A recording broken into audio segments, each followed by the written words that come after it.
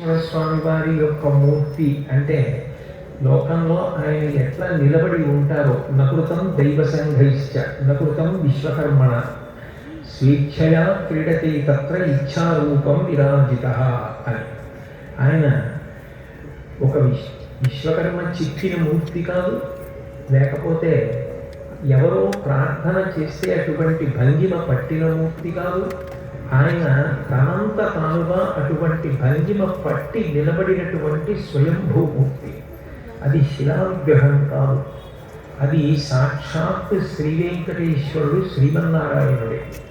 శ్రీవైకుంఠ విరక్తాయ స్వామి పుష్కరిణీతటే రమయా రమమాణాయ వెంకటేశాయ మంగళం అంటారు.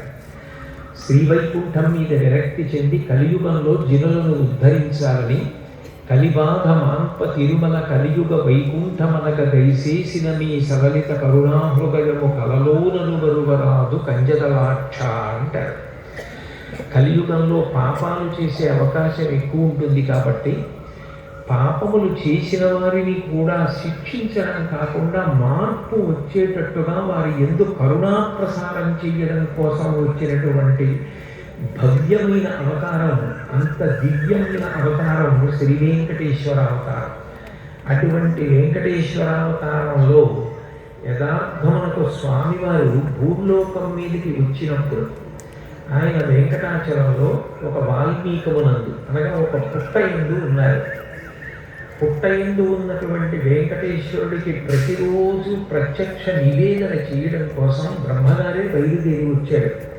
బ్రహ్మ భీము శివో వత్స గోపాలి కమలాలయ. బ్రహ్మగారు ఆవయ్యారు, శివుడు దేవు అంటే దూడ అయ్యారు, లక్ష్మీదేవి ఆవుని దూడని కాపాడేటటువంటి గోపస్త్రీగా మారింది. బ్రహ్మగారు ఆవుగా వచ్చారు కనుక ప్రతిరోజు ఆ పుట్ట మీదకి వచ్చి నిలబడి ఆ ఆవు పాలు ఆ వాల్మీకమునకు పుట్ట రంధ్రములలోకి విడిచిపెడుతుండేది. లోపల ఉన్న వెంకటేశ్వరుడు ఆ పాలు తాగుతుండేవాడు.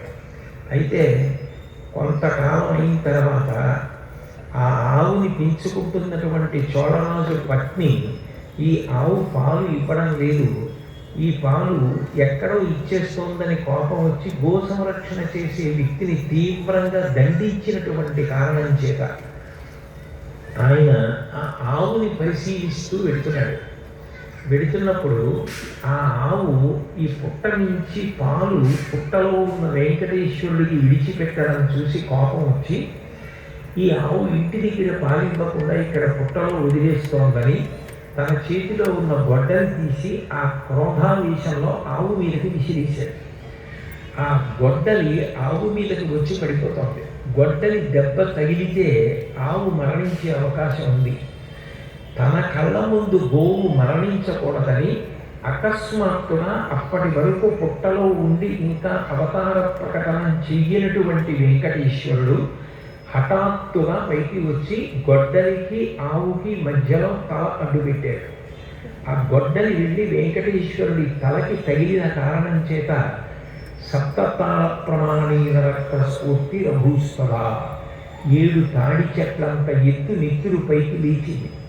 అంటే వెంకటేశ్వరావతార ప్రారంభంలోనే అసలు ఒక గోవుని సంరక్షించడం కోసం ఆయన ఆ గోవుకి గొడ్డలికి మధ్యలో తన తల ఉంచి తన తలకి అంత దెబ్బ తగిలినప్పటికీ కూడా గో సంరక్షణకి అంత ప్రాధాన్యతనిచ్చారు.